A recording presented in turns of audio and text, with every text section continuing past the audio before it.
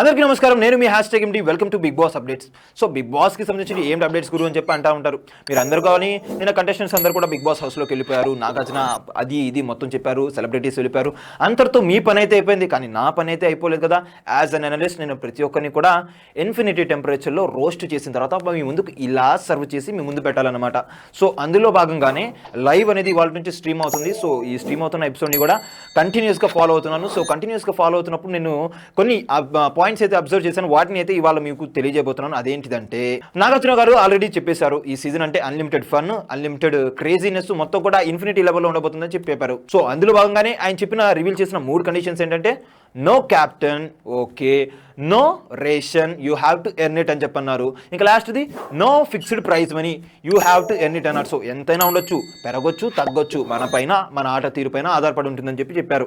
So అందులో భాగంగానే captain లేదని చెప్పన్నారు. సో బాహుబలి సినిమాలో ఒక డైలాగ్ ఉంటుంది, నాయకుడు లేని మూకలు చెల్లా చెదురైపోతుందని చెప్పి అంటారు. సో అలానే ఇప్పుడు హౌస్ లో గందరగోళ పరిస్థితులు ఉన్నాయి. సో వీటన్నిటి కూడా సెటిల్ చేయాలి, సార్ట్అవుట్ చేయాలని చెప్పి నిఖిల్ మలియక్కల్ ఫస్ట్ గా లీడ్ తీసుకున్నాడు. అది ఎందుకు తీసుకున్నాడంటే కిచెన్ లో ఎవరికి ఇష్టం వచ్చినట్టుగా వాళ్ళు తీసుకోవడం, తన్నుకోవడం, అది చేసుకోవడం చేస్తున్నారు. సో అందుకని వీటన్నిటి కూడా సార్ట్అవుట్ చేయాలని చెప్పంటే ఒక లీడ్ తీసుకొని ముందుకెళ్ళాలని చెప్పి ఎలాగో కెప్టెన్ లేరు కాబట్టి మనమే ఒకరిని అపాయింట్ చేసుకుని మొత్తం కూడా చూసుకోవాలని చెప్తున్నారు. సో ఈ లీడ్ అయితే మంచిగా తీస్తున్నారు, కానీ అక్కడ భిన్నాభిప్రాయాలు అయితే వ్యక్తమవుతున్నాయి. అందరూ కూడా ఎలా తన్నుకుంటున్నారంటే చిన్నపిల్లలు గోల్ చేసుకుంటే ఎలా ఉంటుందో అలా గోల్ చేసుకుంటున్నారు అక్కడ. సో అది చూస్తా ఉంటే ఎక్కడి నుంచి వచ్చారా బాబు, ఎవర్రా మీరంతా అని చెప్పి అదేదో యుగానికి ఒకటి సినిమాకి సంబంధించిన డైలాగ్ ఉంది కదా, మీమ్స్ లో బాగా పాపులర్ అయింది, ఎవర్రా మీరంతా అని చెప్పి అనాలనిపిస్తుంది. అసలు బిగ్ బాస్ లో ఎవరిని తీసుకొచ్చారు గైస్? అసలు చూసుకుంటే కనుక అక్కడ మనం ఒక విష్ణుప్రియ తప్ప ఇంకా మిగతా వాళ్ళు మొత్తం కూడా సీరియల్ ఫేస్లు, లేకపోతే అసలు తెలియని వాళ్ళు, ఫేడ్ అవుట్ వాళ్ళని తీసుకొచ్చారు. సో బిగ్ బాస్ మేనేజ్మెంట్ ఏం ఆలోచించిందో మనకైతే తెలియదు, కానీ మనం మనం చూసుకుంటే కనుక కాలేజ్ గోయి స్టూడెంట్స్ కానీ లేకపోతే ఎవరైతే ఐటీ ఎంప్లాయీస్ ఉన్నారో వాళ్ళకి ఈ సీరియల్స్ ఎక్కువగా చూడరు కాబట్టి వాళ్ళు ఎవరు తెలియదు. ఒక విష్ణుప్రియ మాత్రమే తెలుసు, ఇంకా కొంతమంది తెలుసు వేరే వాళ్ళు, బెజవాడ బేబక్కనో ఏదో ఉంది కదా, అలాంటి వాళ్ళు తెలుసు. సో వీళ్ళని మినహాయించి ఇంకా మిగతా వాళ్ళు ఎవరు కూడా తెలియని ఒకలే. మరి వీళ్ళని తీసుకొచ్చి ఎలా తీసుకొస్తారేమో తెలియదు. ఆర్జే శేఖర్ భాష ఏంటో నాకైతే అసలు అర్థం కావట్లేదు. ఆర్జే శేఖర్ భాషను చూస్తామంటే గ్రహాంతరవాసి కప్పలాగున్నాడు. కప్ప అని చెప్పినందుకు మీరేం ఫీల్ అవ్వకండి, గ్రహాంతరవాసి నుంచి వచ్చినలాగున్నాడు. ప్రతి ఒక్క దానిపై కూడా ఆర్గ్యూ చేస్తున్నాడు. ఇవాళ ఒకటి చెప్పాడు కదా, అసలు కిచెన్ దగ్గర ఆర్గ్యుమెంట్ జరుగుతా ఉంటే అభయ్ నవీన్ టీ పెడుతున్నాడు, టీ కాస్తున్నాడు అనమాట. టీలో మళ్ళీ పాలు పోసారు, పాలు పోయడంతో ఎక్కువ అయిపోయిందని చెప్పి అన్నాడు. చాయ్ పత్తి అని చెప్పి ఒక వాడు యూజ్ చేశాడు. చాయ్ పత్తిలోనే దూద్ ఉంది కదా, మళ్ళీ దూద్ ఎందుకు వేస్తున్నారని చెప్పన్నారు. అసలు ఆయన చెప్పేదాకా ఎక్స్ప్లెనేషన్లో నాకు కూడా అర్థం కాలేదు, ఫ్యూజులు ఎగిరిపోయినాయి. ఇదైతే మీమ్ కంటెంట్ అవ్వబోతుంది ఇవాళ. చాయ్ పత్తి అంట, పత్తి అంటే ఏంటిది? దూద్ అంటే దూదిని ఇప్పుడు దూద్ లాగా ఆయన ప్రొనౌన్స్ చేశాడు.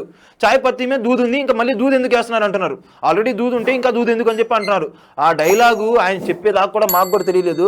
అసలు ఆక్స్ఫర్డ్ యూనివర్సిటీలో చదువుకోవాలి మినిమం, ఆ రేంజ్ వేరు, ఆ స్థాయి వేరు. అలాంటి వాళ్ళకి మాత్రం అర్థమవుతుందని చెప్పి అది మీమ్ డైలాగ్ ఉంటుంది కదా, అది ఇక్కడ పెట్టేయచ్చు నాకు తెలిస్తే కనుక. సో ఇంకా చాలా గొడవలు జరుగుతున్నాయి. ఫస్ట్ గొడవ వచ్చేసి సోనియాకి, అలానే నెక్స్ట్ యష్మి కూడా జరుగుతుంది. యష్మి కూడా అయితే చాలా జాబియల్గా జరుగుతుంది, మొత్తం హౌస్ మొత్తం కూడా అందరితో కలివిడిగా.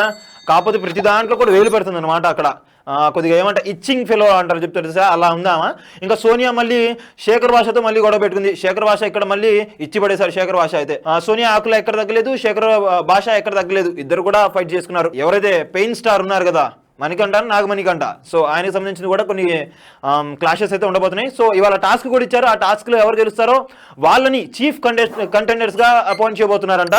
సో ఇక్కడ ఈ సీజన్లో కెప్టెన్సీ అనేది లేదు కాబట్టి ఈ టాస్క్ ఇచ్చారు రేషన్ కోసము. ఆ రేషన్లో భాగంగా ఎవరైతే బాగా పర్ఫామ్ చేస్తారో వాళ్ళని ముగ్గురిని చీఫ్స్గా సెలెక్ట్ చేస్తున్నారు. వీళ్ళని సెలెక్ట్ చేసి వాళ్ళకి కెప్టెన్సీ ఏమైతే ఆర్డర్స్ ఉంటాయో, మేనేజ్మెంట్ స్కిల్స్ ఉంటాయో మొత్తం కూడా వీళ్ళకి ఇవ్వబోతున్నారు. అంటే కిచెన్ ఎవరు చూసుకోవాలి, మెయింటెనెన్స్ ఎవరు చూసుకోవాలి, ఫలానా ఎవరు చూసుకోవాలి, వీళ్ళు అయితే చూసుకోబోతున్నారు. సో యాజ్ ఆఫ్ నాకు అందిన సమాచారం మేరకు నిఖిల్ మలియక్కల్, నెక్స్ట్ ఇంకా ఎవరు నైనిక, వేరే ఒక పర్సన్ ఎవరు ఉన్నారు, పేరైతే సరిగా స్ట్రైక్ అవ్వట్లేదు, వాళ్ళైతే గెలిచారంట. వాళ్ళు చీఫ్ కంటెండర్స్గా అయితే అవ్వబోతున్నారు. సో హౌస్లో ఫస్ట్ చీఫ్ అనే ఒక కాన్సెప్ట్ వచ్చింది. ఆ కాన్సెప్ట్లో వీళ్ళు ముగ్గురు అయితే ఉండబోతున్నారు. సో మరిన్ని ఇలాంటి ఇంట్రెస్టింగ్ అప్డేట్స్తో మీ ముందుకు ఎప్పటికప్పుడు వస్తాను ఉంటాను గైస్. మా ఛానల్పై ఒక కన్నేసి ఉంచండి, అలానే లైక్, షేర్, సబ్స్క్రైబ్ చేయండి, పక్కన ఉన్న బెల్ ఐకాన్ కూడా హిట్ చేయండి. Thank you for watching our video till then. Okay then, see you, by.